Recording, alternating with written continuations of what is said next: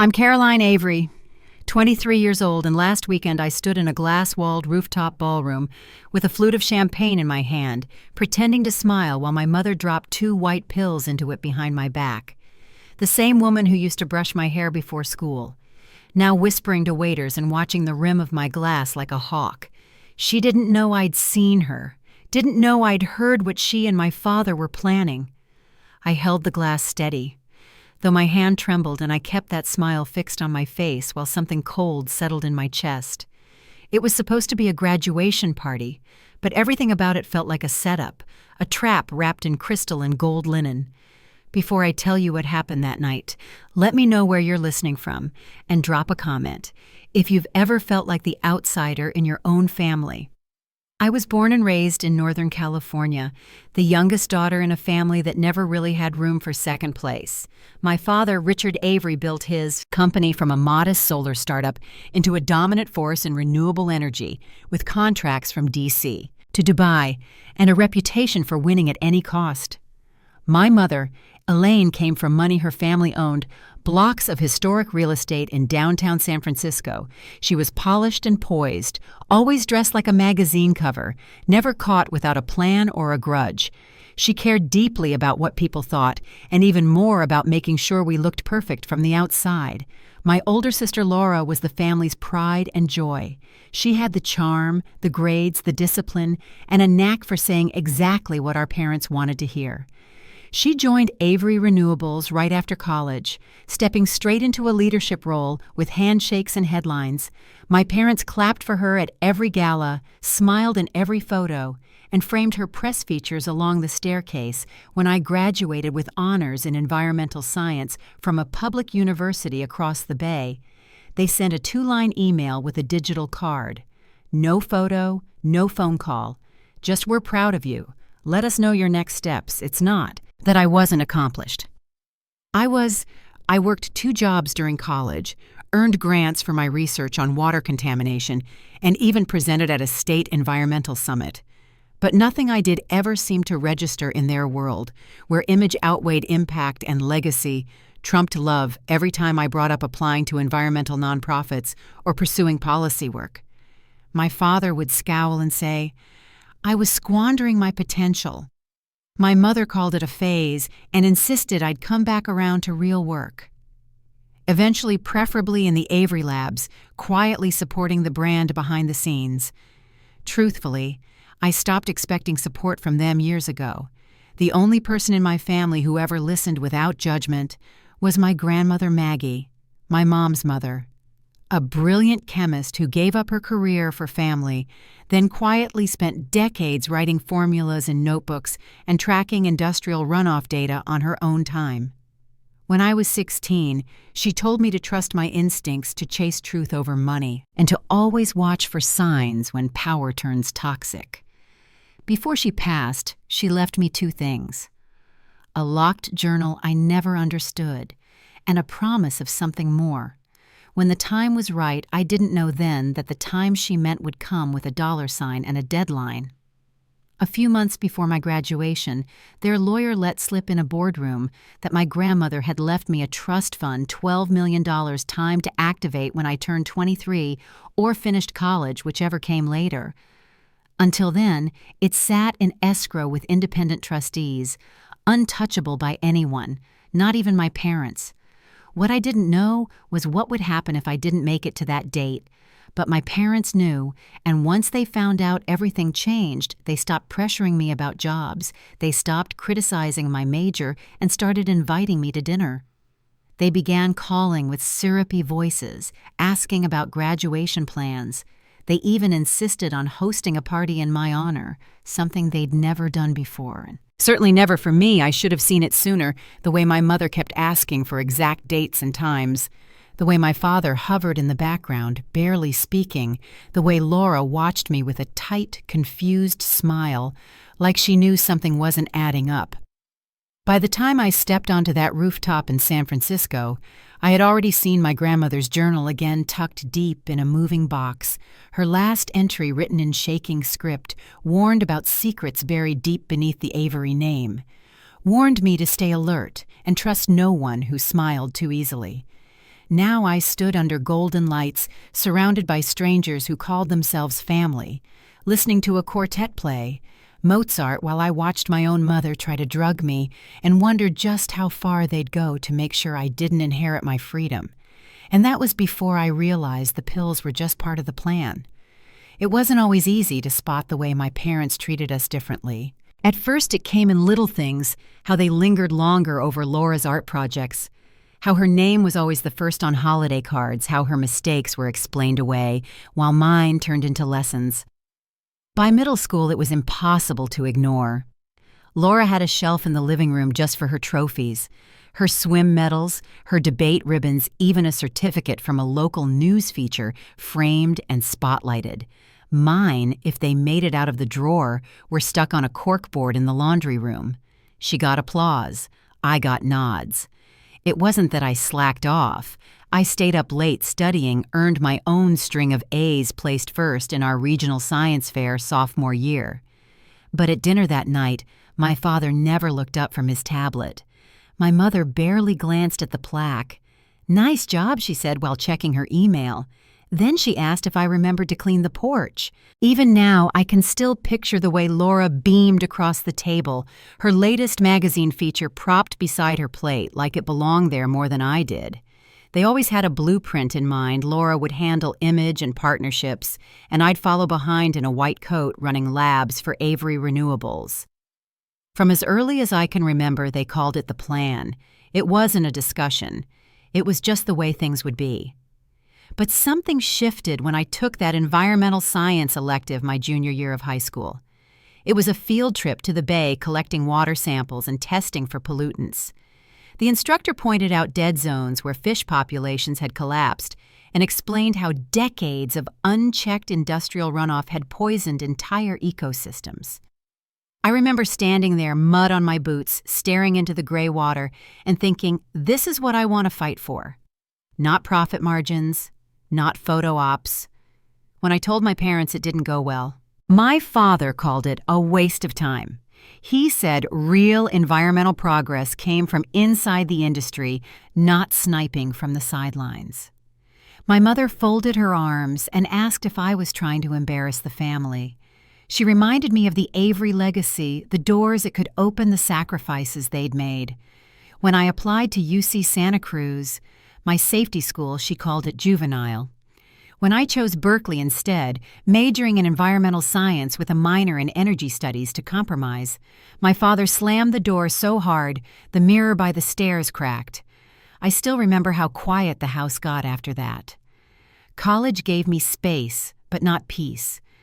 Every phone call home turned into a lecture. Every visit came with a list of internships I was expected to consider. My inbox filled with job descriptions for research roles at Avery Renewables positions I had no intention of applying for. When I emailed back to say I'd accepted a summer spot at a nonprofit that tracked chemical dumping into the bay, my father replied in one sentence, "You'll regret this, Caroline." By senior year, things had reached a breaking point. They threatened to stop paying tuition if I didn't accept an offer from their company. I remember sitting alone in the campus library calculating loan estimates, trying to breathe through the panic. But I couldn't give in. I took out federal loans and scraped through the last semester on part-time work and leftover scholarship money. I never told them how tight things got. They assumed I'd fold. I didn't. What they didn't know, what no one outside of my grandmother and the trust officers knew, was that a safety net had been waiting for me all along. Before she passed, Grandma Maggie had set up a trust fund in my name. $12 million, independent of my parents, unreachable by the family business. I wouldn't see a cent of it until I either graduated or turned 23, whichever came last. If I failed either condition, the entire sum would revert to my next of kin, my parents. It was her way of giving me a choice. For years I didn't know the full terms, not until I overheard Laura on the phone in the garden pacing nervously. Their lawyer, Daniel Bishop, had mentioned the trust in a board meeting 3 months before my graduation. I saw my father's reaction, how red he turned, how fast the conversation shifted from business to control. I asked Laura what had happened. She looked at me like I was a lit match someone had dropped into the wrong room. Then she leaned in and whispered, "They know Caroline. About the trust. Be careful." That was the moment I understood. Everything since had been calculated. The phone calls, the sudden interest in my graduation ceremony, the rooftop party they'd never have dreamed of throwing before. It wasn't pride. It was panic. The kind that comes when someone you thought you owned is about to walk out the door with something you believe still belongs to you. That was when I found my grandmother's old journal again, tucked in a box I hadn't opened since freshman year. Her handwriting was faint but steady pages filled with chemical formulas, notes about river toxins, legal records, and a final line that chilled me to the bone. "This family poisons everything. Water trust, love." Caroline broke the cycle. By the time the car arrived to pick me up for the party, I already knew what I had to look for. But nothing, not even the warnings in that journal, prepared me for what I overheard behind the velvet divider in the hotel service corridor. My mother's voice sharp and uncertain, my father's colder than I'd ever heard. Pills, just enough to put me in the hospital, just long enough to miss the trust deadline, just long enough to make everything theirs again. It wasn't just about money. They were afraid. Not of losing me, of losing what I represented, my independence, my silence, my choice. That's when I started recording. After that night behind the partition, I couldn't sleep. I lay in bed with the recording still open on my phone, the words playing over and over. My father's voice, sharp, certain calm. My mother's quieter, but no less clear. It was all there, their plan to drug me, to delay the trust transfer, to keep control. I listened until the battery ran out. The next morning I went through the motions like everything was normal, brushed my hair, made coffee, answered a few congratulatory texts, but underneath I felt like a wire stretched too tight. I knew I couldn't tell anyone until I had more, not even Laura. She'd warned me once quietly, but I didn't know where she stood now. I didn't know if she was caught in their web or trying to break out of it. Back at the Fairmont, I kept my distance. I moved carefully, watching how they moved through the room. My father spent most of the party greeting board members and investors. My mother floated between floral arrangements and photographers managing the optics. Laura hovered near the bar, a half-full glass in her hand, glancing toward me more than once. When Professor Morgan arrived, I felt the first flicker of steadiness all day. He greeted me with a firm handshake and a kind look. "They really rolled out the red carpet," he said, glancing around. I nodded and thanked him for coming. He kept his voice low. "There's been talk about Avery Renewables, rumors of contamination reports getting buried. Some of my colleagues flagged it."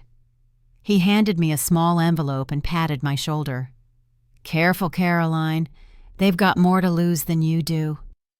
I slipped the envelope into my bag without looking. A minute later, my phone buzzed a text from Ethan. "You still recording? Stay close to exits. Don't let them corner you." I looked up and spotted him across the room, lingering near the back wall, hands in his pockets, eyes scanning everything. His presence calmed me, but not enough to forget what I'd heard. The champagne toast was scheduled for 6 Toshern. Waitstaff began placing trays around the room. My father inspected one table closely, pointing to a particular bottle with a silver stripe. A younger waiter took the cue, nodded and walked toward the family side of the room. I stayed near the edge, pretending to scroll on my phone while watching everything. I slipped into the hallway near the restrooms and opened the envelope from Professor Morgan.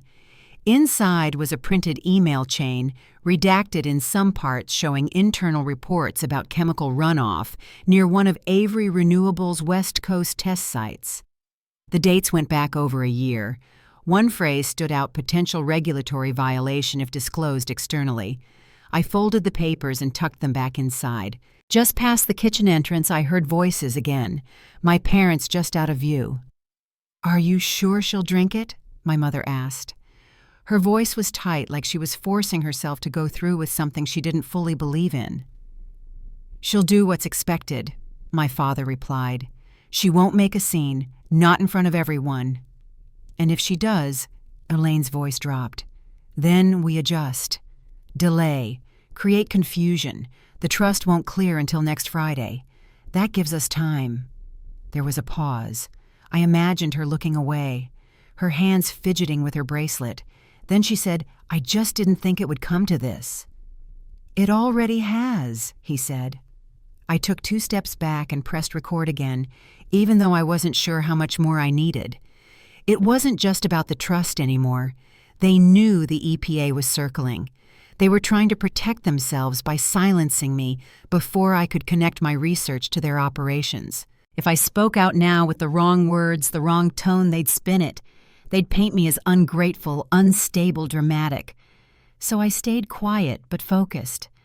I made my way back into the main room where a string quartet had started playing softly in the corner. Maya and Rachel waved me over from the side of the room. You okay? Maya asked. You've been gone a while. I nodded. Just needed some air. My voice sounded normal even to me. Rachel leaned in. Your mom's been asking where you were. Your dad's standing near the champagne table. I glanced over. The silver-labeled bottle was open. Flutes were being filled.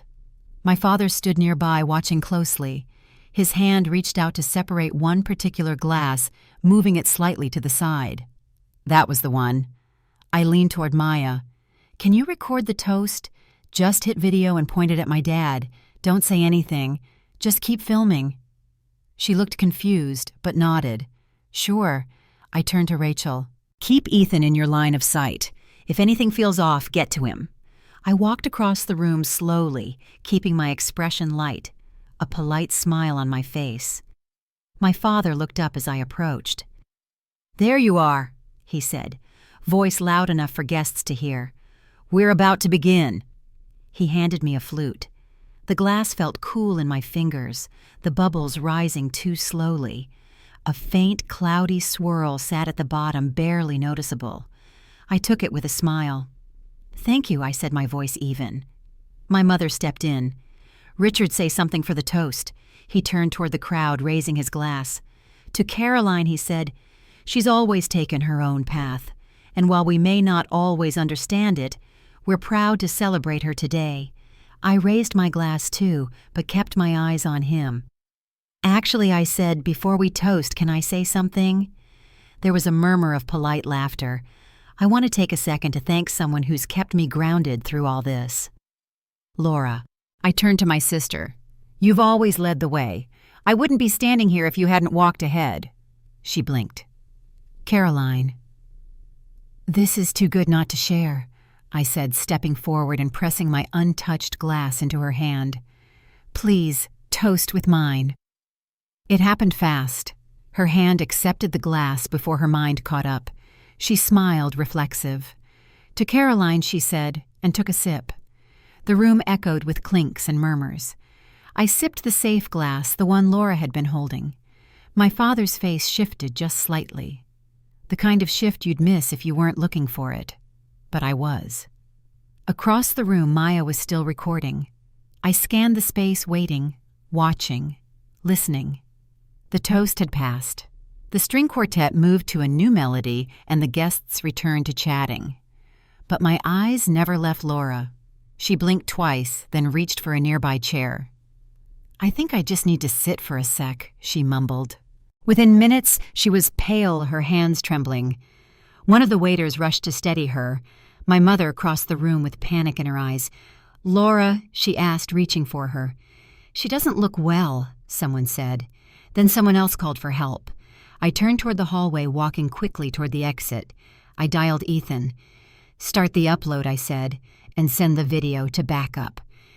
As I stepped outside into the cool San Francisco air, the sound of sirens echoed faintly in the distance. The ambulance pulled away just as I stepped into the back of a cab with Ethan. I caught one last glimpse of my mother's silhouette in the flashing red lights, standing at the edge of the sidewalk, her hand pressed to her mouth. Laura was inside that vehicle, unconscious. I hadn't wanted her to drink the champagne I'd just needed to show what was in it. Ethan kept his phone on his knee, recording just in case. He didn't say much, but he reached for my hand and didn't let go the whole ride to the hospital. I watched the buildings blur past the window, still hearing the clink of glasses from the rooftop, the music drifting in from the string quartet, my father's voice rising above the room with that toast.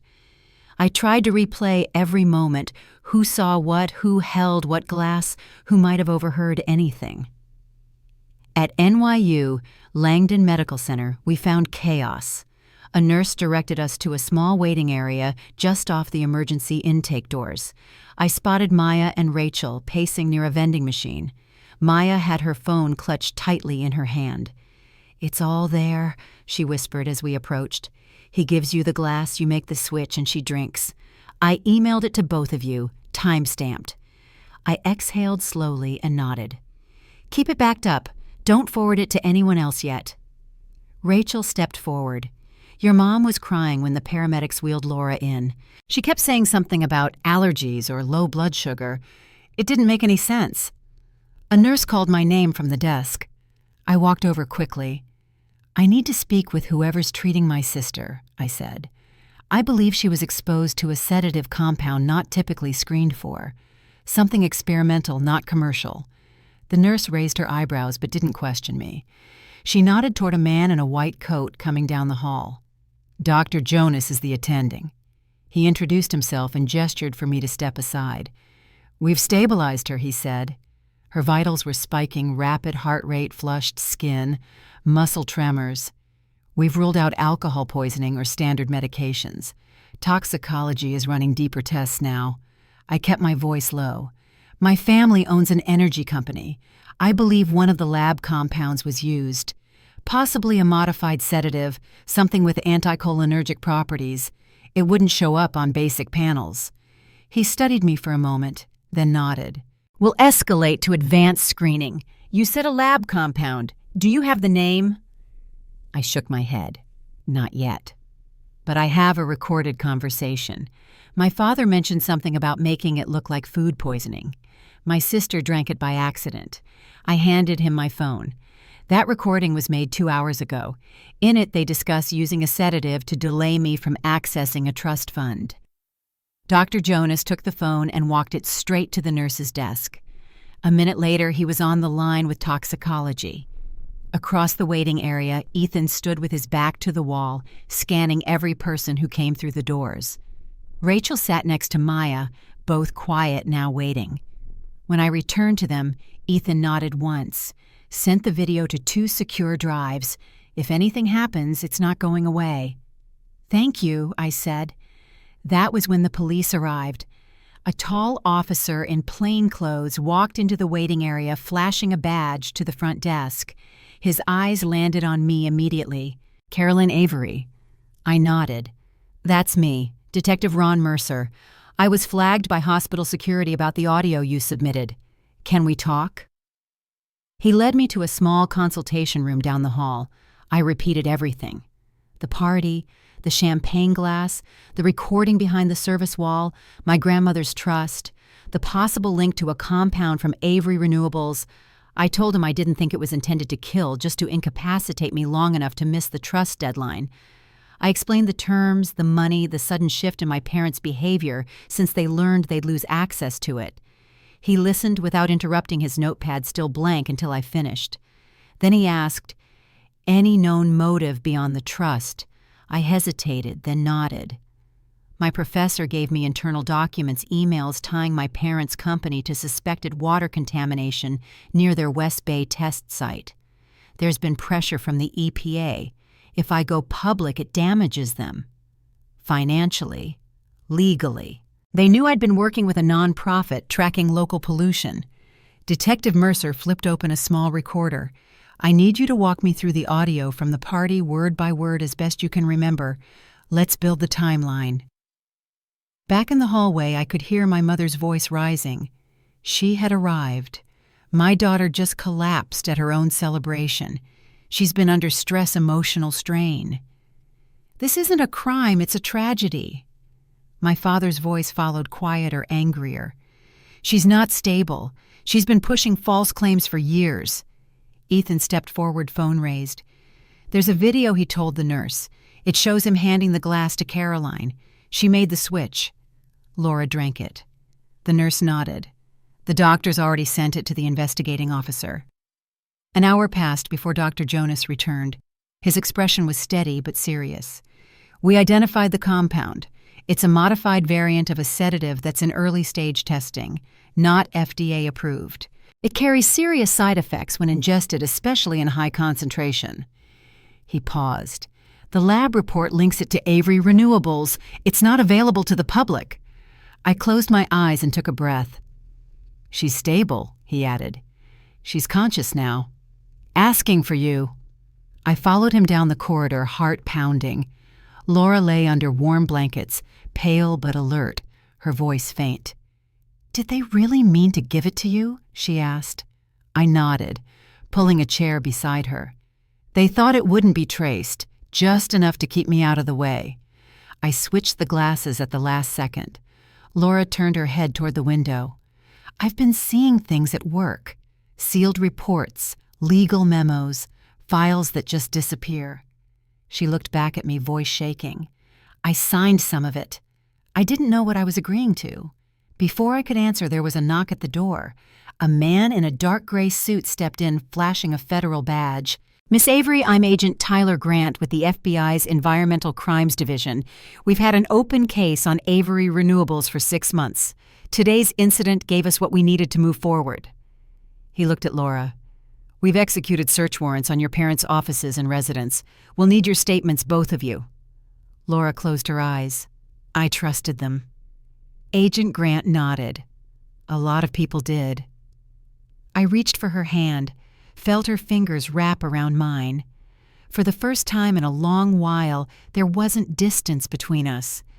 There was grief, yes, but also something steadier, a quiet understanding. They'd tried to poison me, and Laura had taken the hit.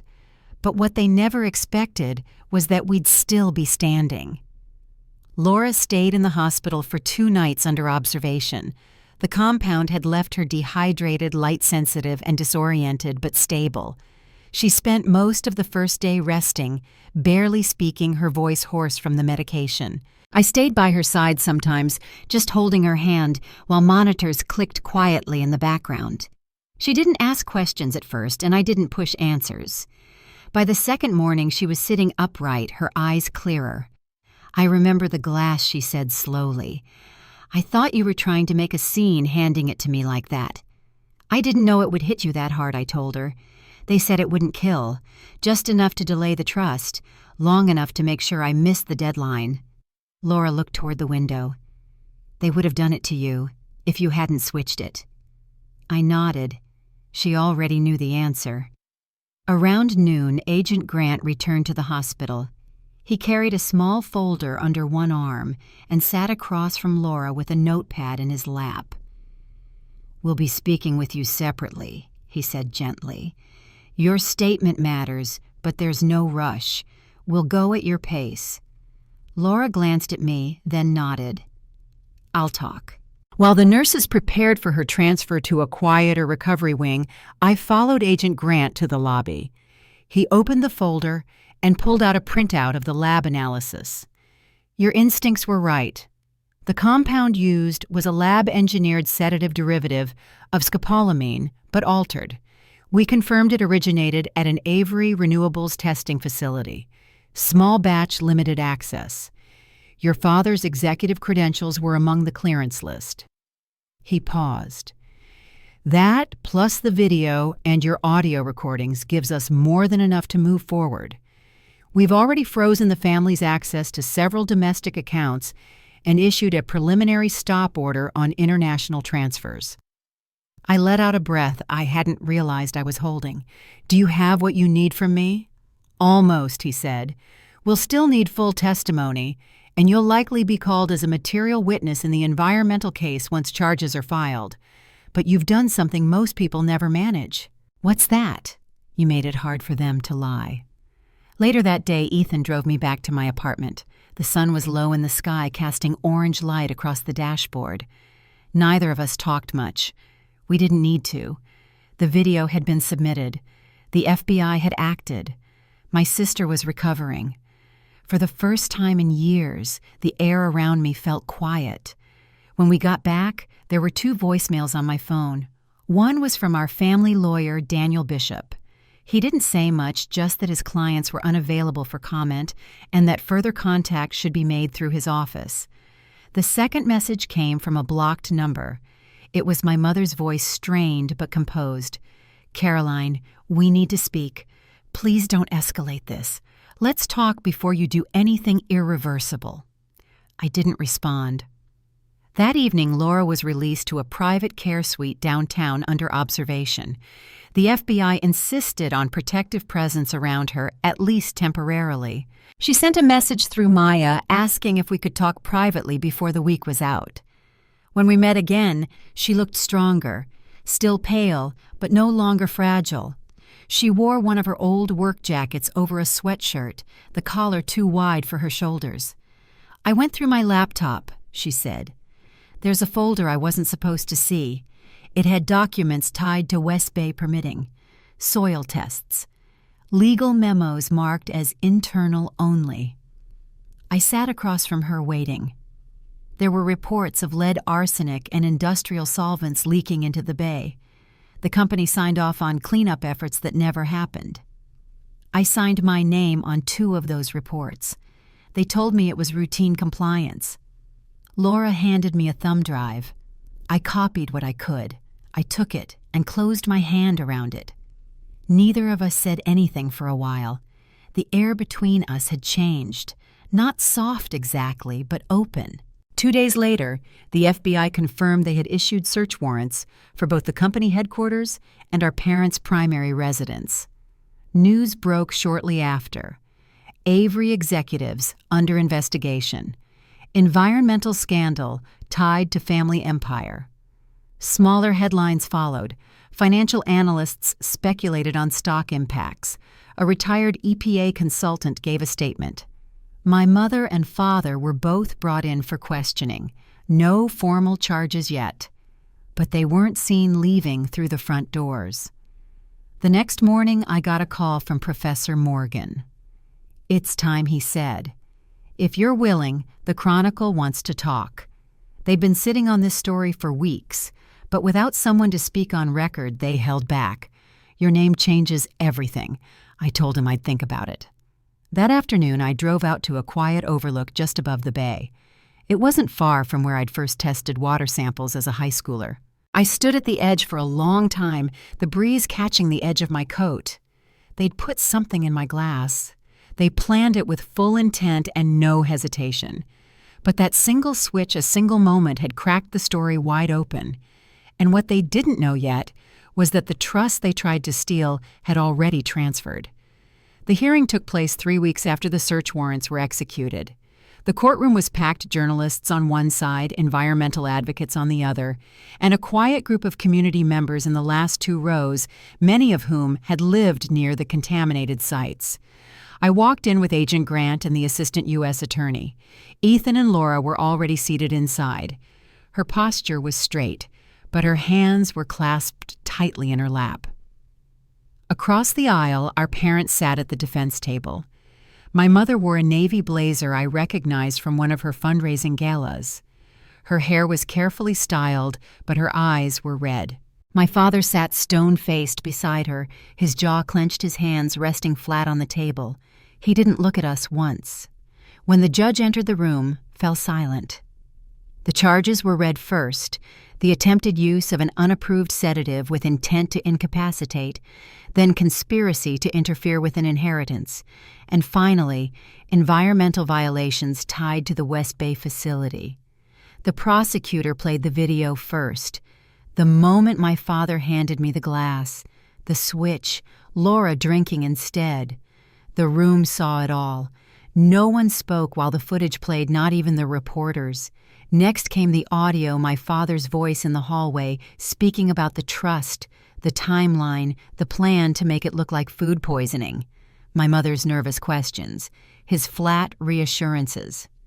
Then came the toxicology report read aloud by the lab director himself. He explained how the sedative compound wasn't available commercially, how its origin was traced back to Avery Renewables and how it had entered Laura's bloodstream within the expected time frame. The judge nodded slowly and asked if any witness statements had been filed in support of the charges. The prosecutor submitted 2 mine and Laura's. Laura stood when called. She walked to the stand with quiet, deliberate steps. "I believed my parents were trying to help me succeed," she began. "I worked for them. I followed their lead. I signed documents without question. And I defended them when others asked hard questions." Her voice didn't waver. "But I ended up in the hospital because of their fear, because they wanted to keep control over something that didn't belong to them. My sister switched the glasses to protect herself, and I drank what they meant for her. My mother let out a small sound, almost a gasp. My father didn't flinch." Laura looked toward the gallery. "They said it wouldn't hurt me, but they didn't check. They didn't ask. They just decided I could be collateral." When she stepped down, the silence lingered. The judge took a moment before speaking. He confirmed there was sufficient evidence to proceed to trial. He denied bail, citing risk of flight and obstruction. My mother began to cry openly. My father remained motionless. Outside the courthouse, cameras waited. Microphones were raised. One reporter called my name. Another asked if we'd be pressing civil charges. Laura stepped up before I could. She took my hand and faced the crowd. "My sister saved my life," she said. "And our parents, people we trusted, chose to protect their company instead of their family. We're not here for revenge. We're here for truth." That clip ran on the news that night. It aired in 3 languages, and it showed up in headlines across environmental blogs. One article called it "The Avery Daughters Stand." Another simply read, "She drank the truth." By the end of the week, the company's board had voted to suspend all operations. An internal investigation followed. Several executives stepped down. A whistleblower came forward. The Avery name, once tied to innovation, was now linked to something else. Laura and I met with our attorney, Ellen Carter, in her small office overlooking the bay. She explained how the trust would transfer in full by the end of the quarter. "It's protected," she said. "Your grandmother made sure of that. Your parents have no claim. When the funds arrived, I didn't celebrate. I signed the transfer, then asked Ellen how we could put it to use for the communities affected by the West Bay spill." She nodded. "There's a fund we can establish direct support cleanup medical relief." Laura added, "and legal aid. Some of those families can't fight this alone." That night, I stayed at the lake house Grandma Maggie left me.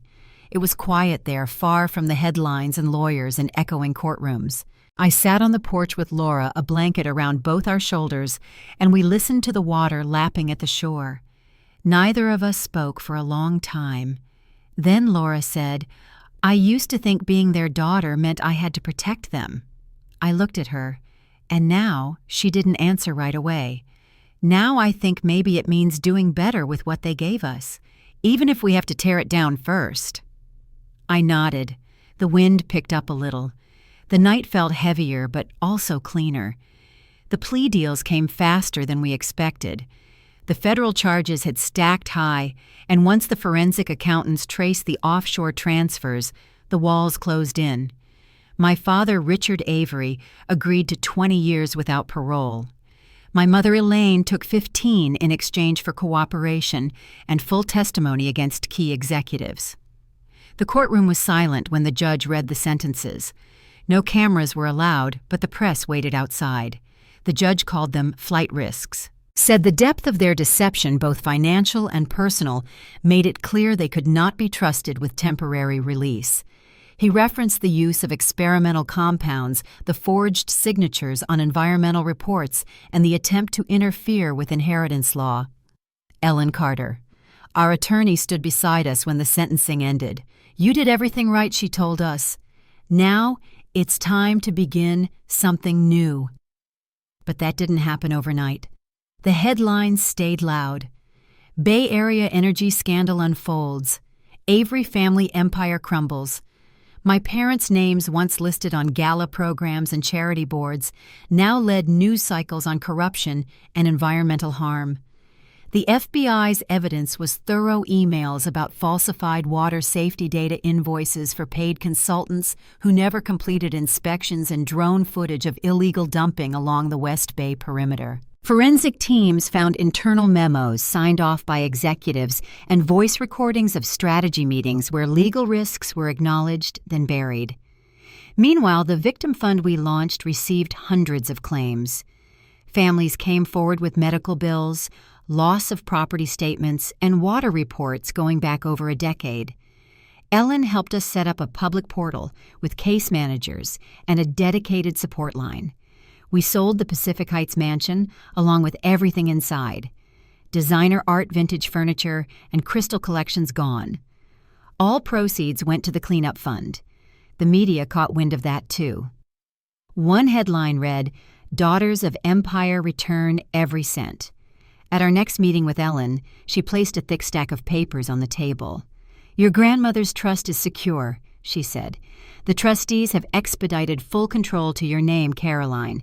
You're free to use it however you see fit." We directed a portion of it toward groundwater testing initiatives and long-term medical monitoring for the surrounding communities. Another share went into legal outreach and education for whistleblowers inside the energy sector. Laura resigned from Avery Renewables the same day we cleared out our parents' home. "I can't be part of this anymore," she said, standing in the empty kitchen with sunlight falling across the bare counters. Whatever good I thought we were doing was never ours to begin with. That evening she packed up her condo downtown and moved into the lake house. She enrolled in law school at UCLA, focusing on environmental policy and corporate liability. "I want to be the person we needed," she told me one night standing barefoot by the water. Meanwhile, I accepted a full-time role with a nonprofit specializing in post-industrial pollution cleanup. I traveled the state, helped oversee remediation sites, and worked with local governments to rewrite water safety codes. Back at the lake house, things settled into a quiet rhythm. Laura would take weekend trips home to study. I'd spend my evenings reviewing data or planting in the small garden near the porch. We never talked much about our parents, though letters still came, filtered through lawyers, filled with apologies and requests for contact. We never responded. One morning, about 7 months after the final court date, Laura found an old storage box in the attic. Inside was one last journal of our grandmother's. The front page was marked in faded ink for whoever remembers. We sat on the porch and read through it together. Her handwriting was still careful, still firm in places.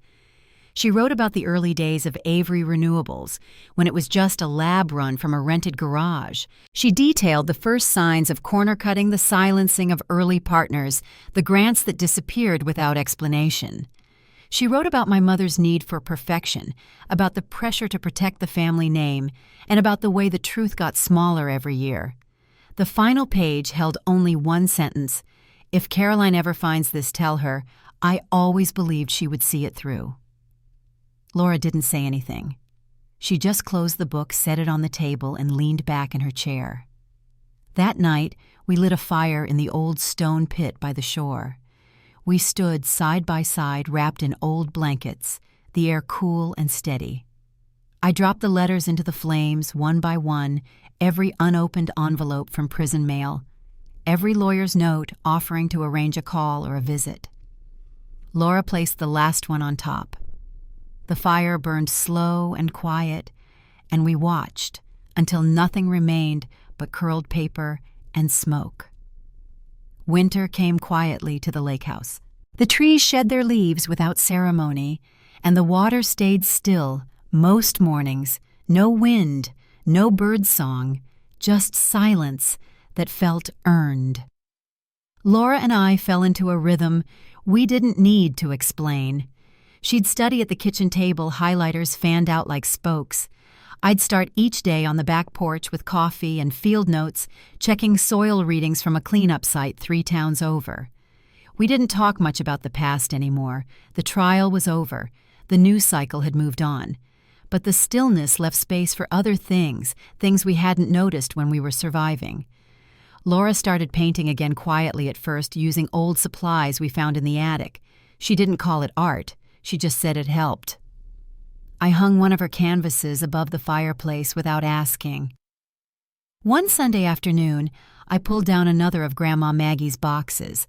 Inside was a rusted thermos, a handful of pressed flowers, and a stack of letters bundled with a ribbon. All of them were addressed to no one, just thoughts she never sent, questions she never got to ask. One read, "How do you love a child who keeps disappointing you?" Or worse, "How do you forgive yourself when the disappointment was never theirs to carry?" I left that one on Laura's nightstand. As the year turned, the foundation we started gained traction. Small donations came in from strangers, people who'd lived in affected neighborhoods, people who worked cleanup crews. A few sent handwritten notes. One woman mailed us a photo of her backyard where the soil had tested clean for the first time in a decade. Laura's law school orientation began in August.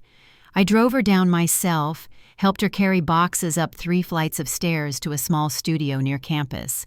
She stood in the doorway, clutching a mug she didn't remember packing, and said, "I don't know if I'm ready." "You don't have to be ready," I said, "just willing." Back home, I settled into the quiet again. Not empty this time, just quiet. I joined a small research team working with local schools, helping communities build safer testing systems for water quality. We visited middle schools, answered questions, handed out kits. Most kids didn't know what had happened in West Bay, and that felt like a good thing. One evening, as the sun slipped behind the ridge, I walked down to the water with a letter of my own. Not to my parents, not to the press, just to myself. I wrote about trust, the kind you build slowly with people who choose to show up when no one's watching. I wrote about survival and how it never looks the same twice. And I wrote about dignity, the quiet kind, the kind you protect, even when someone tries to take it from you. I don't think forgiveness always comes, and sometimes that's okay. Some stories end not with reconciliation, but with release. We didn't get back a family, but we found something else. A new kind of bond, one built on truth and respect, and the kind of love that grows from hard soil. If you've been listening to this story and something in it felt familiar, I hope you know this. You're not alone. You don't have to stay small to keep the peace. You don't have to be what someone else decided for you. And even if your story began with silence or betrayal, it doesn't have to end there. Thank you for staying with me through it. If this story meant something to you, feel free to share where you're listening from, or just say hi in the comments. Until next time, be good to yourself.